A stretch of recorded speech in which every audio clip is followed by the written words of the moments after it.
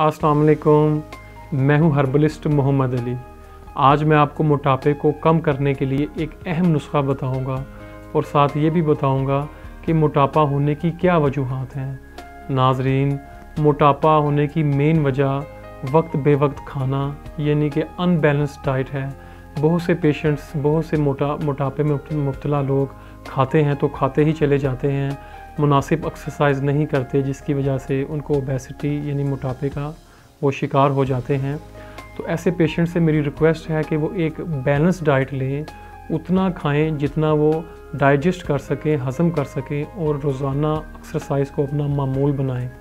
इसके साथ साथ मैं मोटापे को कम करने के लिए एक नुस्खा बताऊंगा, इंशाअल्लाह ताला वो इस्तेमाल करें और इनकी फ़ालतू चर्बी जो है वो इंशाअल्लाह कम होगी, उनका बेली भी कम होगा, उनके थाइज़ वगैरह भी इंशाअल्लाह ठीक होंगे और उनका वज़न चंद दिनों में ही इंशाअल्लाह कंट्रोल हो जाएगा। लेकिन ये इसको खाने का मतलब ये नहीं कि आप जो मर्ज़ी खाएं, अनबैलेंस डाइट लें जिसकी वजह से आपका वेट गेन होता रहे। इस मेडिसिन के साथ आपको एक प्रॉपर हेल्दी अच्छी डाइट की ज़रूरत है। ये फ़जूल चीज़ें अपना जो हम लोग लेते हैं, अमूमन पेशेंट्स जो बहुत ज़्यादा लेते हैं, बर्गर्स, फास्ट फूड, इन चीज़ों से अवॉइड करना चाहिए।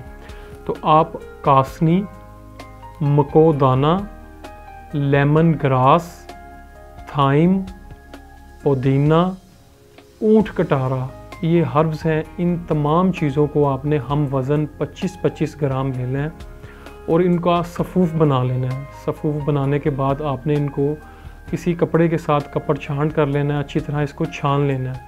छानने के बाद इसका जो सफ़ूफ़ बन जाएगा, इसका हाफ़ टी स्पून सुबह, दोपहर और शाम खाने के आधा घंटा बाद आपने ताज़े पानी के साथ लेना है। इंशाअल्लाह ताला आपका वेट कम होगा, आपकी थाइज़ में जो चर्बी है, जो बेली है, वो जो लटक रहा है कई पेशेंट्स का, वो भी इंशाअल्लाह ताला कम होगा। इसके साथ साथ अगर आपको कोई और बीमारियां हैं तो आप इनका ट्रीटमेंट करवाएं। मेरे इस मैसेज को लोगों तक फैलाएं जो इस मर्ज़ में मुब्तला हैं, मोटापे जैसे मर्ज़ में, वो इस नुस्खे को इस्तेमाल करें। इंशाअल्लाह ताला उनका वेट कम होगा। इसी के साथ अपने हर्बलिस्ट मोहम्मद अली को इजाज़त दीजिए। अल्लाह हाफ़िज़।